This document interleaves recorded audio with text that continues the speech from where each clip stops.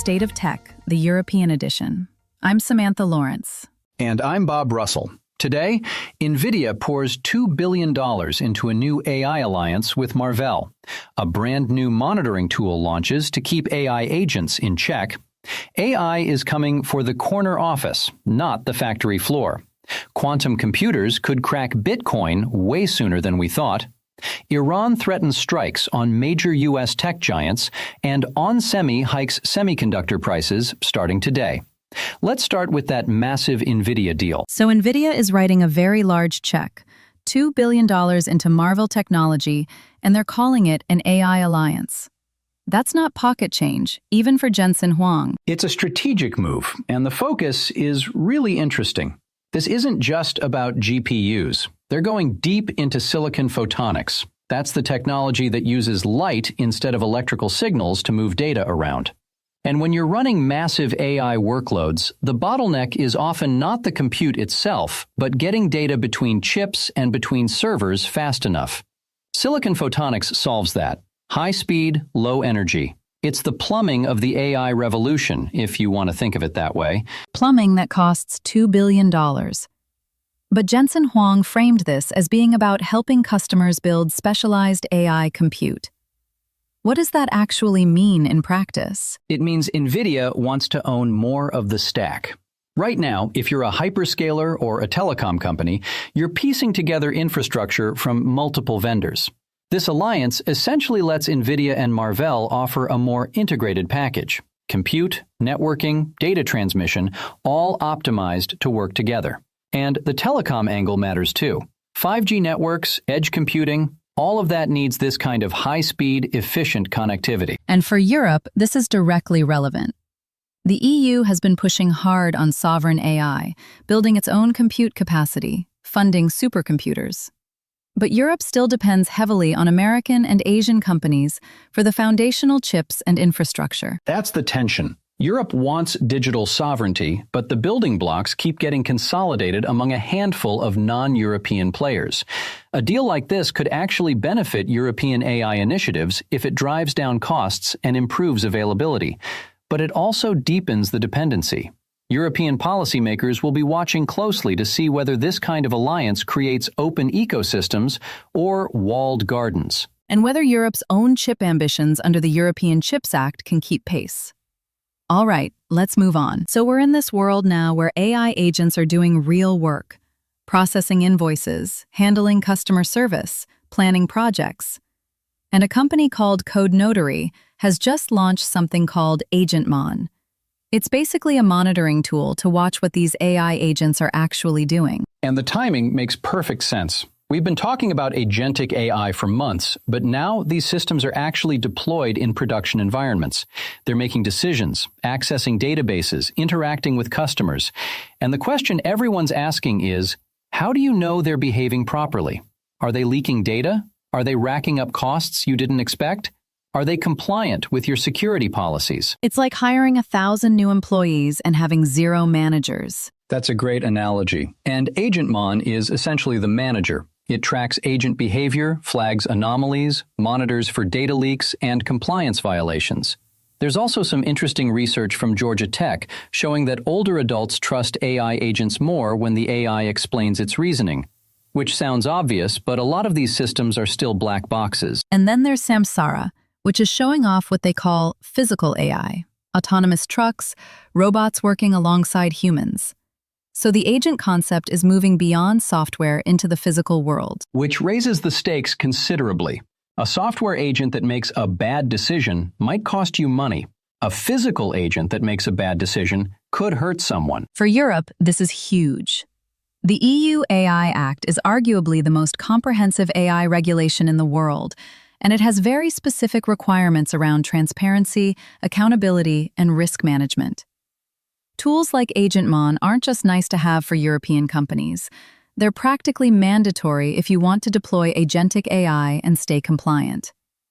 European businesses are already using these autonomous systems for invoice processing and supply chain management, so the governance infrastructure needs to keep up. And the explainability research feeds directly into the AI Act's transparency requirements.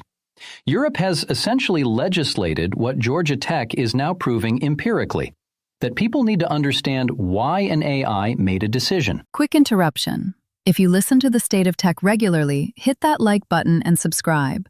That way you'll never miss an episode. Okay, moving on. Here's a story that should make a few boardrooms uncomfortable. The Harvard Business Review ran an experiment where AI went head-to-head with human participants on strategic decision-making for virtual companies. And the AI won. Not just won, outperformed. We're not talking about AI replacing warehouse workers or data entry clerks. This is AI doing the job of executives, strategists, and consultants. The people who thought they were safe. There's been this assumption baked into a lot of economic predictions that automation would primarily affect manual and routine cognitive work, factory jobs, call centers, basic accounting, and AI would trickle up slowly. But what we're seeing is almost the reverse. AI is really good at synthesizing large amounts of information, identifying patterns, and making strategic recommendations.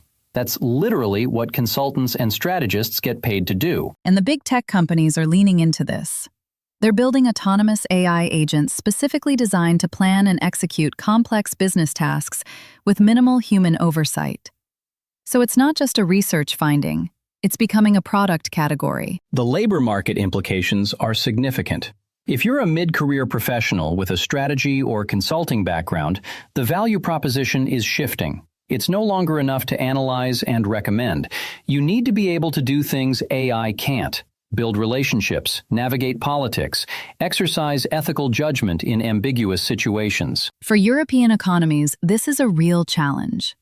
Europe has a large services sector: consulting, financial advisory, corporate strategy.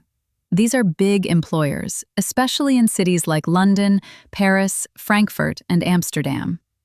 If AI starts eating into those roles, you're looking at displacement in precisely the demographic that tends to have high salaries, high mortgages, and high expectations. European policymakers have been focused on retraining programs for manufacturing and lower-skilled workers. They may need to pivot and start thinking about retraining and upskilling for white-collar professionals, too. And honestly, European universities and business schools need to rethink their curricula. Training people to do what AI already does better is not a great business model. Uncomfortable but true. Next up, quantum computing and Bitcoin. Researchers at Caltech and a company called Automotive have published findings suggesting that a quantum computer capable of breaking Bitcoin's encryption might need only about 10,000 qubits. Previous estimates said you'd need over 1 million. That's a massive difference. We went from, this is a distant theoretical threat, to, we might need to worry about this within a few years. The paper came out on March 31st, and Google researchers have separately been sounding the alarm, urging the crypto world to shift to post-quantum encryption. The core issue is that Bitcoin and most blockchain systems rely on elliptic curve cryptography, which is mathematically secure against classical computers, but vulnerable to sufficiently powerful quantum machines. So if someone builds a 10,000 qubit fault-tolerant quantum computer, they could theoretically forge transactions, steal coins, or undermine the entire trust model of blockchain. And we're not that far from 10,000 qubits. IBM, Google, and several European players are on aggressive roadmaps. We could be looking at that capability within 5 to 8 years, maybe sooner. Europe has a massive stake here. The EU has poured billions into becoming a quantum superpower through the Quantum Technologies flagship program. European companies and research labs are at the forefront of quantum hardware development. So Europe is simultaneously building the tool that could break crypto and needing to defend against it. European financial institutions, banks, exchanges, custodians need to start migrating to post-quantum cryptographic standards now. Not next year, now. The transition takes time, and if you wait until quantum computers actually break something, it's too late. National security agencies across Europe are already aware of this, but the private sector needs to catch up fast. All right, let's shift gears to geopolitics. Iran's IRGC has directly threatened to target around 18 American tech companies operating in the Middle East. We're talking Microsoft, Google, Apple, Tesla. They said the campaign would begin at 8 p.m. Tehran time, today. The framing from the IRGC is that this is retaliation for what they call assassination operations against Iranian leaders. Whether that means cyber attacks, physical disruption, or both remains unclear. But the intent is to put economic pressure on American commercial interests across the Gulf region. And the date is notable, April 1st. There's naturally some skepticism about the timing, but security analysts are taking it seriously because the IRGC has a track record of following through on threats, even if on a different timeline than announced. The immediate concern is for these companies' data centers, offices, and supply chains in the region. The Gulf states host significant tech infrastructure. Dubai, for instance, is a major hub. For European companies, the ripple effects could be significant. Many European businesses rely on the same cloud infrastructure from Microsoft and Google in the Middle East. If those services get disrupted, European companies with operations in the region are affected too. And European firms with their own presence in the Gulf need to be thinking about contingency plans. There's also the cybersecurity dimension. If the IRGC launches cyber attacks on American tech platforms, those platforms serve European customers too. A breach or outage doesn't respect geographic boundaries. European cybersecurity agencies should be on heightened alert. And our last story today. Semiconductor prices going up. Onsemi has announced a price increase on select semiconductor products, and it kicks in today, April 1st. They're pointing to rising raw material costs, energy prices, manufacturing expenses, and infrastructure investment as the drivers. This is one of those stories that sounds dry, but touches everything. Semiconductors go into cars, industrial equipment, consumer electronics, data centers. If chip prices go up, the cost cascades through the entire economy. Onsemi is a major supplier in the power semiconductor space. They're big in automotive, which is especially relevant for Europe. European car makers, Volkswagen, BMW, Stellantis, are all deep into electrification, and electric vehicles are incredibly chip-hungry. Power semiconductors are critical components in EV drivetrains, charging systems, and battery management. So European consumers could see higher car prices, higher appliance prices, higher costs for industrial goods. At a time when inflation has been a persistent headache across the Eurozone. And this highlights the ongoing vulnerability of European industry to global semiconductor supply chain dynamics. The European Chips Act was supposed to address this by building domestic production capacity, but those fabs take years to come online.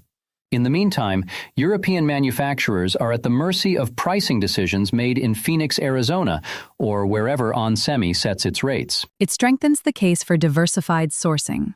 European companies should be actively cultivating relationships with multiple suppliers and investing in alternatives. Relying on a single source for critical components is a recipe for exactly this kind of squeeze. The broader lesson is that semiconductor economics are now macroeconomics. Every price hike in this space has consequences that extend far beyond the tech sector. That wraps us up for today. We covered Nvidia's $2 billion AI alliance with Marvell, monitoring tools for AI agents, AI outperforming executives at strategy, quantum threats to Bitcoin, Iran targeting U.S. tech companies, and Onsemi raising chip prices. Want to know more or react? Visit stateoftech.eu or email us at info@doorzetters.net. State of Tech, the tech world in 15 minutes.